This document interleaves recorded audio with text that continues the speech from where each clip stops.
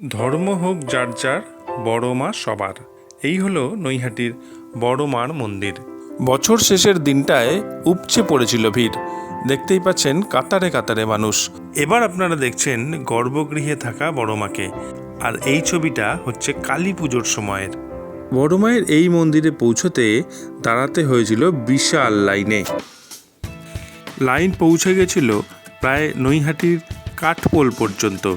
সেখান থেকে এই কাঁঠালপাড়া হয়ে লাইন এগিয়ে চলল। পর লিচুবাগান মাঠের পাশ দিয়ে লাইন পৌঁছালো বুড়ো শিবতলা ঘাটে। সেখান থেকে ডান দিকে ঘুরে স্বপ্নবীথি পার্কের পাশ দিয়ে এগিয়ে চলল বড় মার মন্দিরে পুজো দেওয়ার লাইন। বছরের শেষ দিন বলে কথা, যত সময় এগিয়েছে তত লাইন বেড়েছে, তত ভিড় বেড়েছে কাতারে কাতারে মানুষের।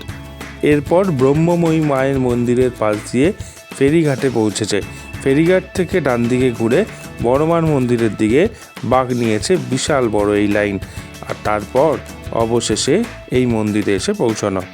1 জানুয়ারিতে এই ভিড় ছিল 3 গুণ। আজ এ পর্যন্তই। ভালো থাকবেন। কমেন্টে জয় বড় মা লিখতে ভুলবেন না।